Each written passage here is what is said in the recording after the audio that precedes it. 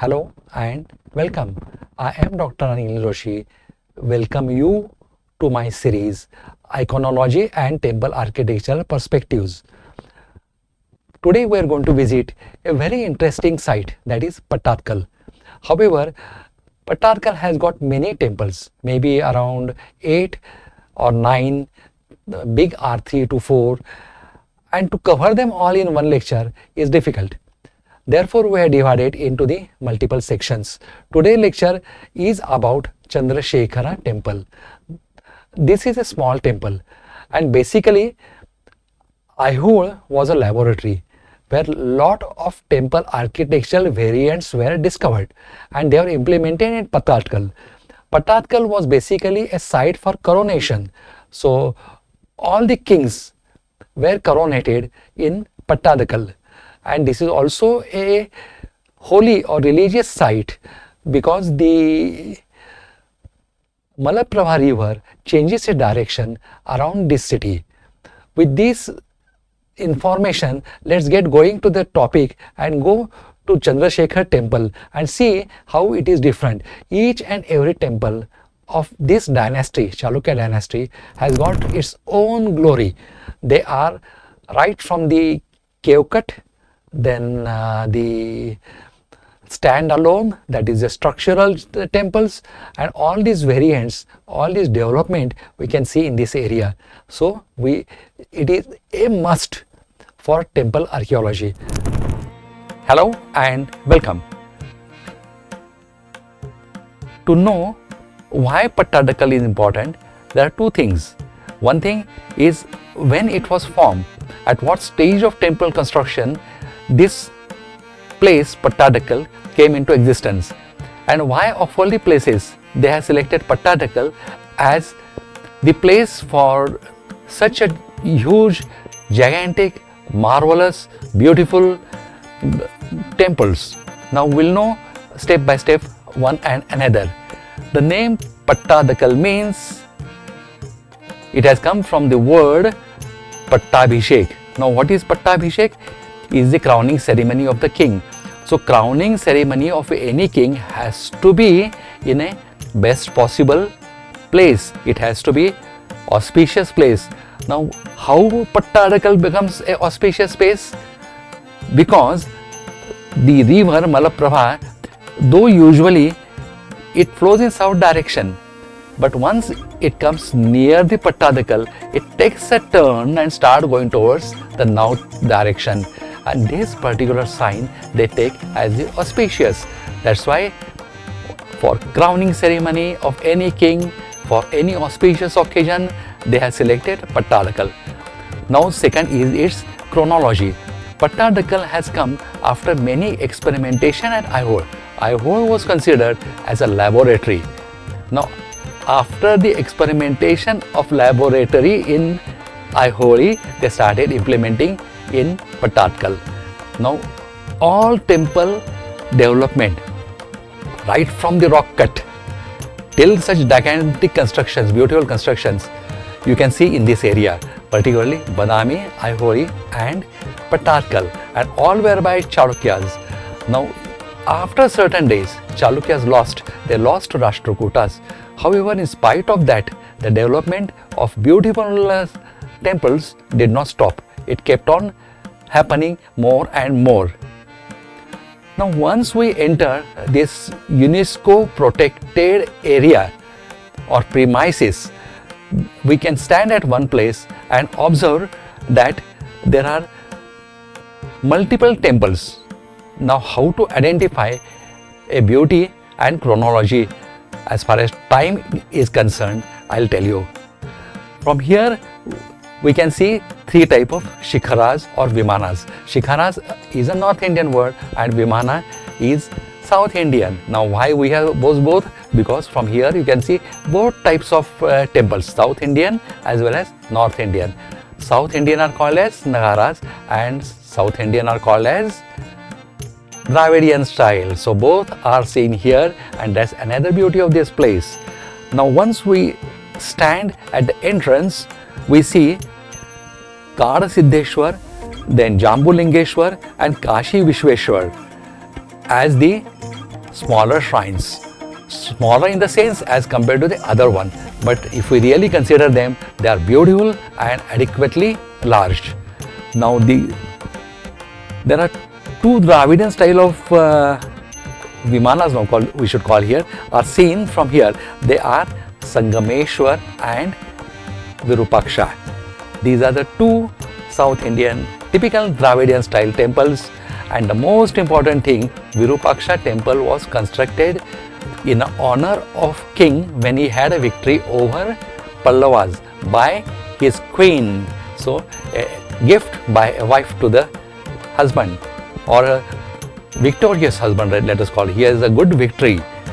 Now let us come to the combined type of Dravidian as well as North Indian, that is Nagara type. They can also be called as Rekha Nagara. We have seen in details why it is, and we are going to also see when we will see the individual temple. Here we are going to have just a overview.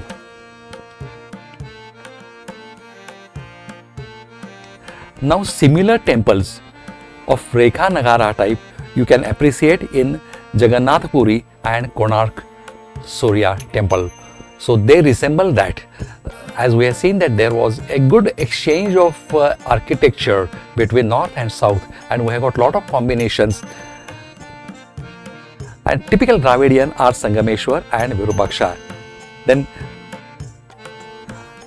they have given a typical name for all these combinations. Maybe because Chalukyas had done it, maybe because at the time of Chalukyas it was done, so it was just named as Chalukyas or Chalukyan type of temple architecture. Now here also we can see many inscriptions. Now speciality of all this is they are donated not only by the queen, not only constructed by the king, but even a common man has contributed for this. And the great part of king is he has mentioned their names, and also the names of the artist is also written over there. Now once the temple, once upon a time considered as the center for the religious rituals, subsequently all social functions start taking place in the temples. As we have seen just now, a coronation ceremony of king, or maybe some celebrations of particular auspicious days of a year, or what they call as the particular god has got particular days on which it is worshipped by enlarged people. So also they are used for the other cultural activities. So that we are saying a typical presentation is the Ladkhan temple, which was initially as a town hall or a village assembly hall, which was subsequently converted into the temples. Now we have seen all in detail why we are calling this, why a structure resembling like wooden structure is seen at Ladkhan temple. So also many architectural wonders we are seeing here. Now with this brief, we are going to see now each and every temple individually. So let's get going to the individual temple.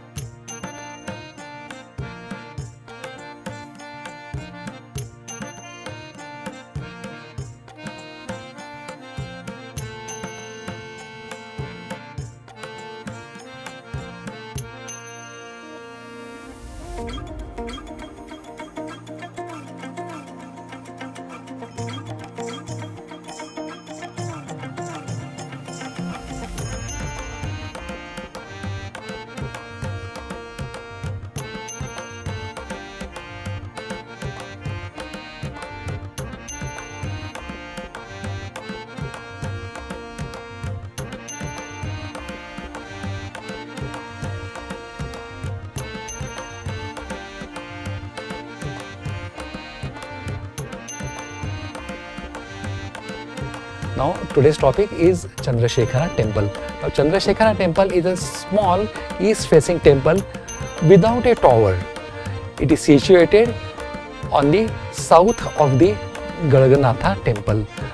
This temple has been dated by Mitchell to the late 9th and early 10th century, whereas the ASI states that it is mid 8th century. We believe in ASI because it's a department of studied people and their study is not depending on a single person's perceptions. The temple has a Garbhagriha with a Shivalinga and a closed hall.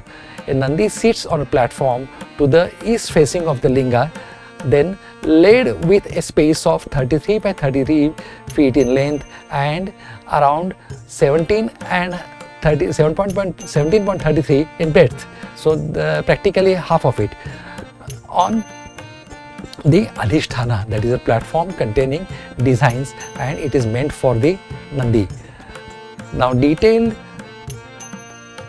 pilasters, yet lacking an ornamentation, decoration, the exterior wall of the temple. So this temple may be in developmental stage, or this temple may or might not have been completed. So that is another conclusion. Looking at the exterior, there is a Devakosta.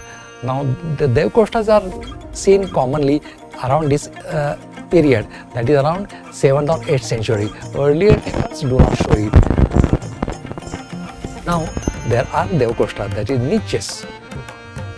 The temple lacks a lintel but features a Dwarapala, that is a guardians. Now looking at the Dwarapala's guardian, we can make out which deity is inside. On each side of the entrance they are usually present and they indicate deity. The door frames are also carved with shakas. Now we are going to walk into the premises of the Pattadakal with a gross idea, and then we are going to visit the temple to see its detail. This is a beautiful sight we got because we were there before sunrise, and this is the best time to visit any temples because the rush is less, the air is fresh, and you can concentrate better in your meditations or in pujas. So, most of the temple do not have deities, but still in spite of that you can close your eyes and think that that deity is there. Now this is a temple from different sides we are showing you.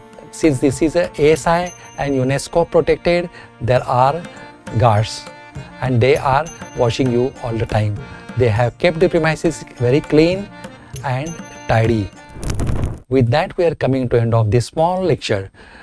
Each and every temple in the Pattadakal temple complex are covered separately. The larger temple has got larger lecture timing, and this is a short lecture, but it was important because it is one of a landmark in the temple archaeology. Thank you, goodbye and take care.